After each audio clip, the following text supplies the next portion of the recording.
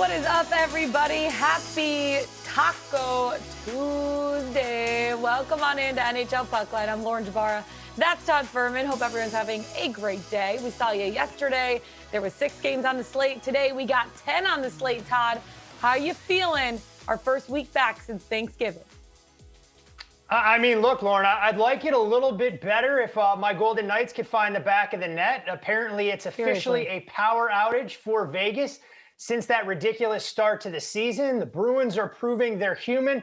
But Lauren, I don't think that's the biggest storyline we're following today. I was scrolling through social media yesterday, and I happened to stumble onto a quite interesting post, but I don't like to play spoiler in any capacity, so the floor is yours. What was that, Todd? What happened? What did you see? I mean, it may or may not have been a major life milestone for one of our loyal co-hosts on this fine program. I know. I got engaged this weekend at my parents' house in Michigan. It was really awesome. Such a fun weekend. Thank you. Thank you. I appreciate it. He's a very patient man to deal with my personality. I do have one question, though. I mean, yesterday you told us how big a Michigan fan you are, and rightfully so. Would Michigan losing to Ohio State have thrown a potential wrench into the proposal plans, or how would have all of that unfolded if the Maize and Blue ended up losing 31-0, say, to Ohio State? Oh, yeah, absolutely. I would have been unhinged, to be honest with you. No one was more excited about that Ohio State or that Michigan interception at the end of the Ohio State-Michigan game than my now fiance was, because he was sitting there sweating, hoping that I was going to be in a good mood on Saturday evening. And honestly, it all worked out for the best. So it was such a great weekend. Yes, love Thanksgiving, love spending time with family, but big life milestones being made this weekend. Congratulations. So thank you for pointing that out. I really appreciate that. Thank you so much. It's been fun. So lots to look forward to, definitely. And also a lot to look forward to today, because guess what? We got a 10-game slate on the board. We are breaking down 4 of them. But first, Patrick Kane. You heard that name before? You ever heard of him? He's basically officially coming out of retirement, going to the Red Wings after recovering from surgery. He had hip resurfacing surgery. How do you think he impacts this Detroit Red Wings team if all is true? Look, it's a Red Wings team that has an interesting roster, and I think when you look at how they've performed through the first quarter of the season, there's no doubt they've overachieved. Goaltending has been a little bit erratic, and if they can stabilize that position, add some scoring depth up front for Patrick Kane, who essentially gets reunited with his former Blackhawks teammate, and Alex DeBrincat, this is a team now who should set its goals on trying to make the playoffs, and if Kane can give them 15 to 20 goals. I don't think he's going to be part of back-to-backs or on some of these long road trips. They may have to use an NBA term in load management, but he gives them a little bit more punch. And for a team that has shown some goal-scoring prowess with Dylan Larkin up front, it only helps in what is a muddled mess of the Atlantic Division right now. And no reason to believe that Detroit, after 50, 60, 70 games, can't be in the thick of things fighting for one of those playoff spots, whether it's top 3 in the Atlantic, maybe part of the wild card picture. But it's always good when when you're talking about the Red Wings being relevant in the NHL landscape as an original 6 member. Yeah, and as a Detroit native, you love to see it. I remember when we had the 25 straight years in the postseason. Maybe we'll be back this year. We'll see what happens. But there are 10 games on the slate tonight. We're breaking down 4 of them. First up, we have the Panthers taking on the Maple Leafs in the 6th. Then the Canes taking on the Flyers in Philadelphia, the city of brotherly love. The Vegas Golden Knights on the second half of a back-to-back going up against the Edmonton Oilers. And last but not least, the Ducks, have been not quacking as loudly lately, going up against one of the hottest teams in the National Hockey League. In the Canucks, I know. We're getting better, but you know what? It's fine. We're not perfect. No one's perfect, Todd, okay? But we're working on it, okay? We work to perfection. The Panthers taking on the Maple Leafs in the 6th. Florida coming off of a 5-0 win against the Sens last night. They're on a second half of a back-to-back. And with Florida, they've looked really good. They're 7-3-0 in their last 10 games. They're sitting at 2nd in the Atlantic right now. But they have a heavy schedule, 4 games, 7 days. I feel like everyone got 10-minute penalties last night in that game. But their offense, yeah, they're kind of average at this point, but they're still looking really good this season. Todd, what's impressed you most about the Panthers up to this point? Well, Lauren, I think I know for an engagement gift, I'll get you a duck horn so we can kind of make sure that we kill two birds with one stone to celebrate your life milestone there. But you mentioned the Florida Panthers, and I think what's been most surprising for me this year when you watch this team, they're starting to take on some of Paul Maurice's DNA. And what do I mean when I say that? They've transitioned from being an offensive first team to really trying to deploy some defensive structure, giving Sergei Bobrovsky a little bit more help. And they were able to do so early in the year without Aaron Ekblad and without Brandon Montour. So adding those two players back in the fold, I think makes them even that much more dynamic on the back end. Last night's game, I mean, they pitch a shutout against the Ottawa Senators, but you mentioned it. 13 players getting game misconducts, 167 minutes and penalties.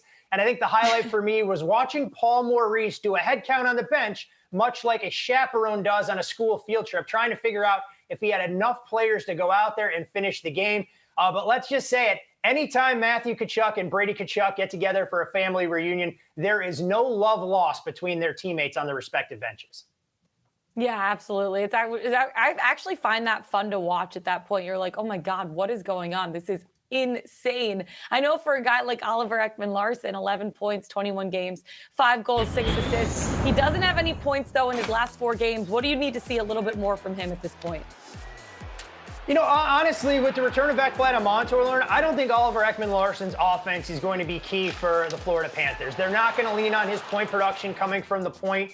This is a guy with his veteran leadership that filled in like a consummate pro, was logging consistent minutes, top 4 minutes among some of the blue liners early on. Now a member of that third defensive pairing, you'll see his minutes tick down from the low 20s into the high teens. And I think you just want him to kind of be a stay-at-home defensive presence above all else opposite Dmitry Kulikov. He doesn't have to try and join the rush. He's not going to be looked at to try and contribute from the blue line. I think any points that he can generate become a bonus. But it's awfully scary when you look at this Florida roster from top to bottom as they get healthier. Sam Bennett now back in the fold. Sam Reinhart contributing at a very high level from a points and assist perspective. And when you have a couple of stay-at-home defensemen, guys that are more than capable on the back end, it makes this team such a difficult out on a night-in, night-out basis. And look, the Maple Leafs are going to have their hands full, even getting the Panthers on the second leg of a back-to-back as they look to try and complete the Ontario sweep. Yeah, for the Leafs, they returned from Sweden. They're now on a 2-game skid after losing to the Blackhawks, the Pens. They're sitting at the middle of the Atlantic right now. Offensively, they're averaging just under 3.5 goals per game. William Nylander, been on an absolute tear this season. 27 points in 19 games, including 12 goals, Todd. He looks like you back in the day.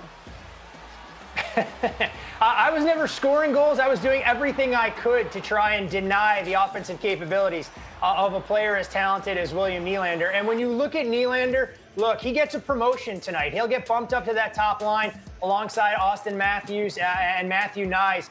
Jonas Siegel of The Athletic had a great nugget. When you looked at William Nylander last year, he played 500-plus minutes at 5-on-5 with Austin Matthews. The Leafs outscored their opponents 38-14. So I think this may be the spark they're looking for. Maybe the demotion rattles the cage of Mitchell Marner, who has really underperformed. But this is a Leafs team right now, Lauren, that's not performing like a legitimate Stanley Cup contender. They're not playing like a team that was favored to win this division before the season started. And you begin to wonder what kind of contributions they're getting from elsewhere on the lineup.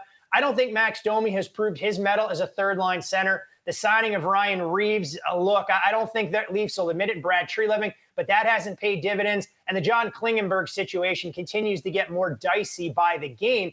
This Leafs team needs to get those two top lines going because, quite frankly, they haven't had consistent enough goaltending from either Ilya Samsonov or Joseph Woll. Now, credit to Woll, his goal saved above expected, significantly better than you look at his more traditional counting stats like save percentage and goals against average, even if he has trended down a little bit more during the month of November than Leafs fans would like to see.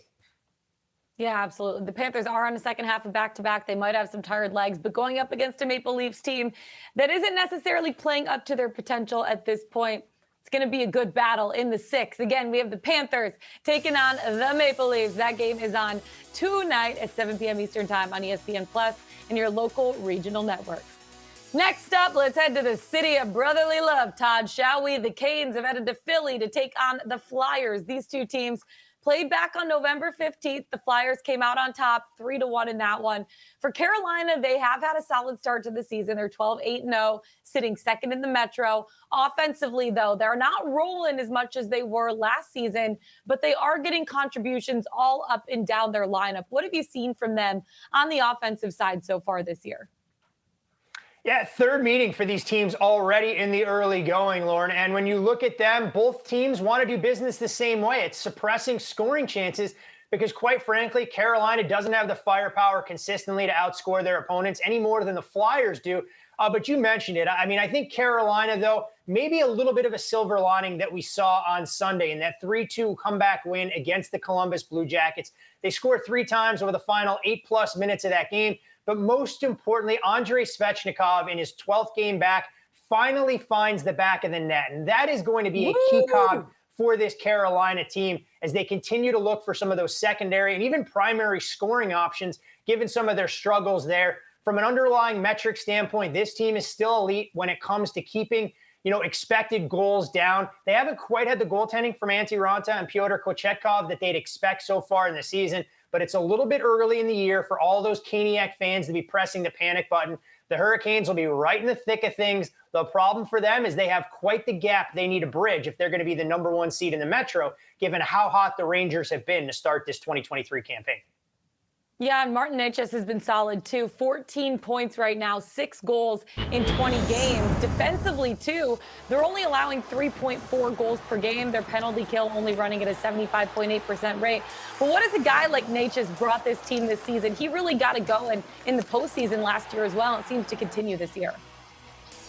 He brings such a unique element to the game. I mean, his speed is second to none in terms of being able to create off the rush for Carolina.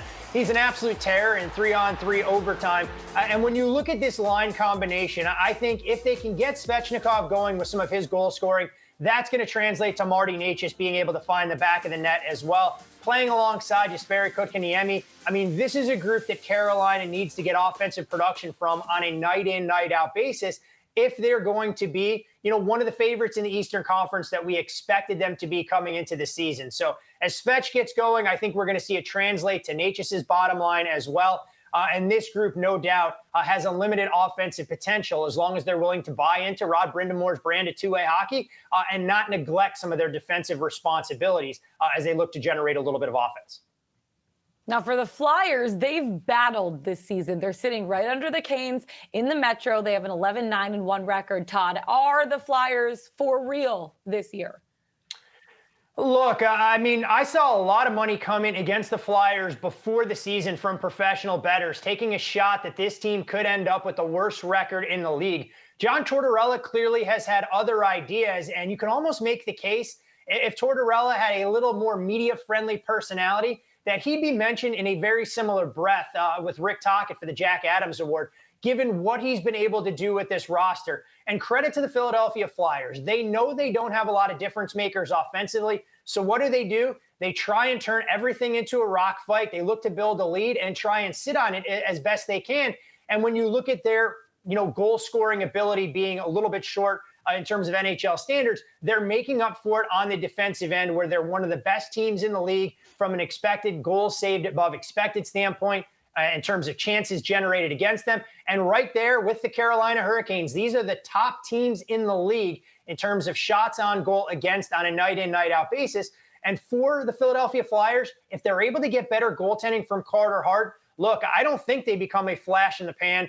Historically, if you're in the playoff mix right around American Thanksgiving like the Flyers have been, there's nothing to suggest that they're going to go away as long as they can get contributions up and down that lineup, and Travis Konecny can continue to pace this team offensively with goal scoring. Yeah, you mentioned how good they are defensively. They are top 8 right now in the NHL, allowing only 2.76 goals per game. Offensively, too, they have 9 players in double-figure point totals at this point. Joel Farabee has been rolling on the third line, 15 points, 21 games, 8 goals. What stands out about him and getting that depth scoring going? You mentioned it. I think the Flyers are the perfect encapsulation of a team where the sum of its parts are better than any individual, and Joel Farabee plays a major role in that along the Flyers' third line. He's done an outstanding job, driving play with 13 shots over his last 5 games opposite Ryan Poehling and Noah Cates. The problem for this group is that Noah Cates is expected to miss some time. A report came out this morning. So we'll see if that disrupts some of the chemistry for this particular group for the Flyers. But while he's been kept off the stat sheet in the last 2 games, heck, like most of the Flyers have been, where they've gone through a very brief power outage, Farabee is a very unique player that I think fits Tortorella's style exactly the way you'd want. And if he's able to contribute on the offensive side, I mean, this is a team that's a difficult out. And instead of coming into playing the Flyers on a night in, night out basis, like a lot of teams in the Eastern Conference probably penciled in wins in the past, they know they have to bring their lunch pail, because that abrasive style, that heavy checking, John Tortorella has this team headed in the right direction. And while they may not be able to score 3 or 4 goals on a nightly basis, they're more than comfortable to play some of those defensive-minded hockey games and grind out results. Interesting note, though, Lauren, on the game tonight, we've seen a little bit of over money come in, which is surprising given how good these two teams have been in terms of keeping their shot counts down. But it's the 3rd game this year where the over has actually taken money. If this thing gets to 6.5, I think there's some value on the under, or maybe look to bet it live under, knowing the Flyers are 14-7 over the total in the first period so far this season. I like it, Todrick. I like it a lot. Again, we have the Canes taking on the Philadelphia Flyers in the city of brotherly love. That game's on at 7:30 p.m. on ESPN Plus and Hulu, which has live sports. I don't know if you've heard. Next up, let's head to Edmonton. The Golden Knights on the second half of a Canadian back-to-back. They've flown from Calgary to Edmonton to take on the Oilers. And regression, Todd, I'm so sorry, has hit your team. They've gone below over 500 in their last 10 games. I said the same thing yesterday. But now they're 3-5-2. They lost their last 2 games. What is going on right now with your Vegas Golden Knights?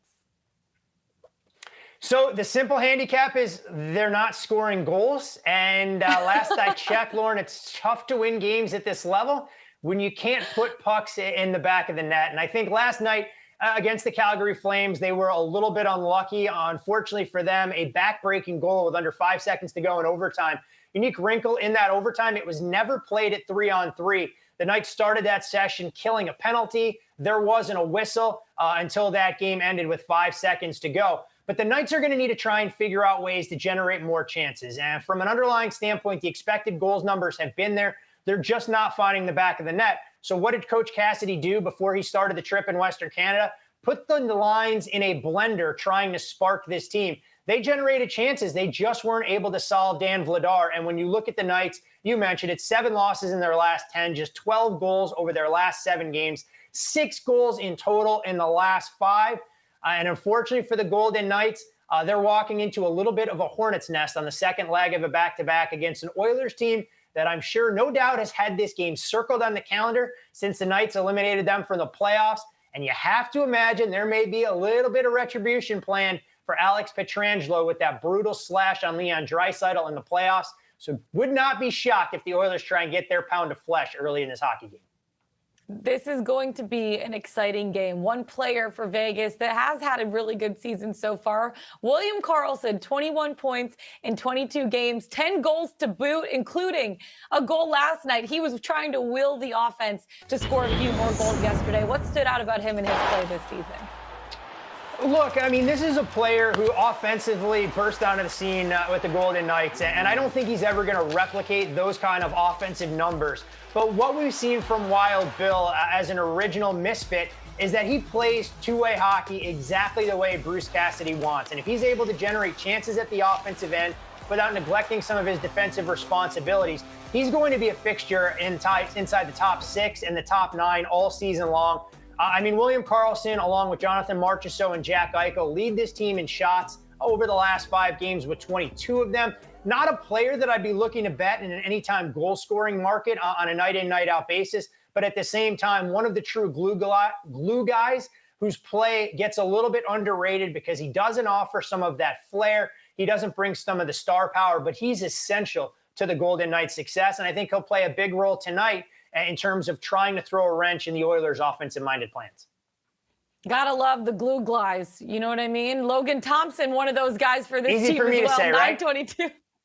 Seriously, 922 save percentage for him this season, 2.32 goals against average. He's going to have his hands full tonight, though, because the Oilers are making a little bit of a push. They won the last 2 games, 5-5-0 in their last 10, and their last win against the Ducks that are not quacking anymore. The Ducks lost 8-2. Oilers scored 8 goals. It showed their offensive capabilities, something that we haven't necessarily seen for the stretch of the full season so far this year, because right now, offensively, the Oilers, middle of the board, averaging only 3.3 goals per game. There's 4 20-point scores so far for the Oils, 6 guys in double figures with at least 18. The problem is, Todd, the next closest has 8 points. We need to see a little bit more of that depth scoring. But one of those guys, Evan Bouchard, he's had a solid 20-point season in 20 games so far. You know, this is the definition of the haves and have-nots. And I heard a great comment yesterday from Bruce Boudreau on NHL Network Radio saying, you know what the Oilers' key to success should be?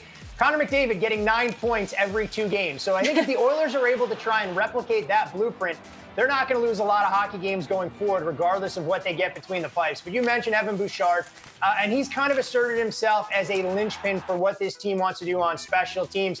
You give him an inch, he is going to let that boomer rip from the point. And when you have players operating down low like Connor McDavid, Leon Draisaitl, Ryan Nugent-Hopkins, it creates opportunities for Bouchard to make things happen. And a player in a game, when you're going up against teams who typically play undisciplined hockey, you can count on betting him over some of his shot prop numbers on a nightly basis. And I think for this Oilers team, you mentioned them kind of breaking out over the last 2 games, 13 goals in a commanding 5-0 win against the Capitals, followed it up with an 8-2 performance against the Ducks. The Oilers are a lot closer to competing than their record suggests. And when you look at some of the numbers, I mean, this is a team over their last 5 games that's 3rd in expected goal share across all situations. But I think the bigger thing that stands out that most casual fans probably don't pay attention to because they see how many goals the Oilers give up on a night in, night out basis. From an underlying standpoint, I mean, this is a team that has been squarely inside the top 10 when it comes to suppressing chances. So if Stuart Skinner is able to raise his level of play, and he's dead last right now amongst all starting goalies in goals saved above expected, and regain some of that form that got him into the Calder discussion last year, I think the Oilers are more than capable of going on a run. The problem for Edmonton right now, Lauren, is we're getting to the point in the season where you have to wonder if they're going, you know what, we don't think we can be in the top 3 in that Pacific Division. We have to set our sights on the wild card. And it starts with beating some of the teams in your own division, getting a big performance tonight. And I think that's part of the reason you've seen the Oilers take money early on, as this number has moved from $1.25, where it opened on FanDuel, out to the current number right around $1.50. How do you bet this game, Todd, when you do look at a line like this? Who do you favor? You know, for me, I think the market is caught up to where it needs to be for Edmonton. I personally laid a shorter price on the Oilers, betting against the Golden Knights on the second leg of a back-to-back. But I made this game close to that minus 144 range. So for me, given the current market pricing, it's tough to get involved. If anything, I would lean under, given the struggles that we've seen from the Knights offensively lately. Bruce Cassidy said it in his post-game press conference that when the pucks aren't going in at the offensive end, it's even that much more important that we pay attention to what we're doing on the defensive side of the ice. Mentioned Stuart Skinner potentially being poised for a regression. And while I do think this game could get a little bit chippy, it wouldn't shock me at all, Lauren, if we were talking about a 3-2 hockey game. So I think of all the numbers that our viewers can access now, I could make a slight case for going under the total at 6.5. Always a little bit of a scary proposition in a game involving the Oil. That has to hurt your heart going up or going against your team. But you know what? Sometimes there's no doubt it does. Dignity takes a backseat to necessity. You know what I mean? You know what I mean? It's okay. Tonight, we have the Vegas Golden Knights in Edmonton taking on the Oilers, 9 p.m. Eastern time on ESPN+. Last but not least, let's stay in Canada. The Ducks have flown north to Vancouver to take on the Canucks. The Ducks versus the Nucks. Pacific Division clash for the Ducks. They've come back down to earth. Wah, wah, wah. After having a massive start to the season, they've lost each of their last 6 games. Offensively, Todd, they need to find a little bit more consistency. They're averaging only 2.76 goals per game, bottom 6 in the league. Frank Vatrano, though, has definitely been a bright spot for their offensive pace. He's just under a point per game at this point. 20 points, 21 games, including 13 goals. He's been really good. I mean, you mentioned it. I mean, the Ducks need to try and find some of that finishing ability. Just 11 goals in the last 6 games they've played. But the bigger problem for the Ducks is what plagued this team last year is starting to come home to roost right now. They can't keep pucks out of their own net. But you mentioned Frank Vatrano, 3 points over his last 3 games. He is a shot machine. 21 shots over the last 5 games, far and away the leader on the team during the stretch. But they need to get Strom going on the wing to really create a little bit more balance. But the one good thing for Ducks fans, you're starting to see some chemistry build between Mason McTavish and Frank Vatrano on that second unit. But as I mentioned, Lauren, I mean, defensively, this team is struggling, probably not a strong enough word. When you look at this team, they've allowed 17 goals in their last 3 games alone, 30 during this 6-game losing skid. And the unfortunate reality for Anaheim is that the underlying numbers don't suggest a positive regression by any stretch of the imagination. This is a team outside the top 30 in goals against in terms of expected goals, and it hasn't been much better over the last 5. So Greg Cronin may have gotten this team to pull a little rabbit out of their hat early in the year when we were talking about those 6 third-period comebacks in the last 15 games. You know when it's tough to come back in a hockey game, Lauren? When you're chasing a 4-goal deficit because you're chasing 2 goals at the end of the first period. So Anaheim's going to have to start to play a little bit better on both ends if they're going to get this losing streak to come to an end tonight as a heavy underdog against Vancouver. Wah, wah, wah. That's my sad duck noise. That's for straight you. out of Looney Tunes. I mean, that's where I figured out where it's coming from. It's straight out of the old school cartoons because there is no chance that's close to a duck sound. So that's more like a foghorn, duck horn. I don't even know the best thing to call it, but I applaud you for staying committed to your craft. It's so bad. We're now going to have to keep it as a fixture of this show, especially on Mondays and Tuesdays and any nights the Ducks play. There's something to be said for consistency, Todd. Speaking of consistency, that's what the Canucks have been all season long. They've been red hot. They have plateaued a little bit over the last 10 games. Yeah, they have a 5-5-0 record, but their offense is the highlight of their play right now, averaging a league best 4 goals per game. They're tied with the Kings. Brock Besser, 24 points in 22 games, including a team leading 15 goals. Put pucks on net, they say. He's been doing that, and he's been finishing them. And he ended a 5-game goal-scoring drought with 2 tallies against the San Jose Sharks last time out in a 4-3 loss. But you mentioned Brock Besser and what he's been able to provide offensively. He's not the only one. I mean, Quinn Hughes doing everything and then some as this team's captain. JT Miller comes into the contest with 33 points as well. And it allows Elias Pettersson to sneak under the radar on some level when you look at how much depth scoring we're getting from the Canucks early on. And while you see some of those numbers there for Brock Besser, hard for me to argue with plus 125 for anytime goal scorer, given some of the struggles that we have seen from the Anaheim Ducks. We knew there was going to be regression, though, for the Canucks overall. Their goal differential just wasn't sustainable compared to what some of the underlying numbers suggested. But the one thing for the Canucks and the reason that they have been able to achieve such tremendous success early on in the season, neck and neck with the Kings and the Golden Knights in the Pacific, Thatcher Demko. I mean, this guy is a worthy franchise caliber netminder when healthy. There's a reason that we've seen his odds shorten substantially in that Vezina Trophy market. Number 1 in the league in goals saved above expected. And every night he goes out there, finally was given a night off against the Sharks. He gives this team an opportunity to win. The problem I have right now with Vancouver, though, Lauren, when I'm looking to handicap them, the betting market is caught up. I mean, this isn't a team that I truly feel comfortable laying these kind of big numbers with Vancouver, thinking that their play has been a little bit uneven for me. So if anything, you know, I think the Ducks plus a puck and a half make a little bit of sense. We saw 2 big upsets last night in the NHL with the Columbus Blue Jackets getting the best of the Boston Bruins. You saw the Sabres go on the road to MSG and knock off the Rangers. It's tough to do, but in this game, it's underdog or pass for me with such a big number here. I know at this point, I would look maybe at the puck line too for the Vancouver Canucks because I don't know how strongly I feel about the Anaheim Ducks in this spot, but it's going to be a fun game in Vancouver. Again, the Ducks, quacking in Vancouver, taking on the Canucks. That game is on at 10 p.m. Eastern time tonight. Let's go back through the list. We got the Panthers taking on the Maple Leafs in the 6th. That game on 7 p.m. on ESPN Plus and your regional sports networks. Then the Canes have flown to Philly to take on the Flyers, 7:30 p.m. Eastern time on ESPN Plus and Hulu has live sports. Golden Knights taking on the Edmonton Oilers, 9 p.m. Eastern time on ESPN Plus. It's a good slate, 10 games on them. We broke down 4. One more question, Todd, for you before we go. Are the Canes your lock of the night? I see you have that Hurricanes t-shirt on.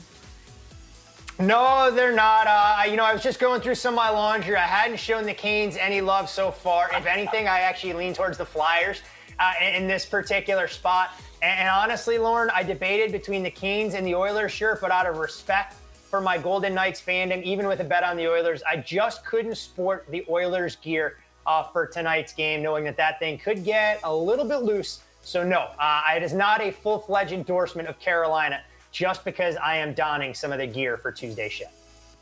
Yeah, he just had a clean t-shirt. You love to see it. Todd Fuhrman, Lauren Jabara, this is NHL Puck Line. We'll see y'all tomorrow. Until then, peace. Have a great night.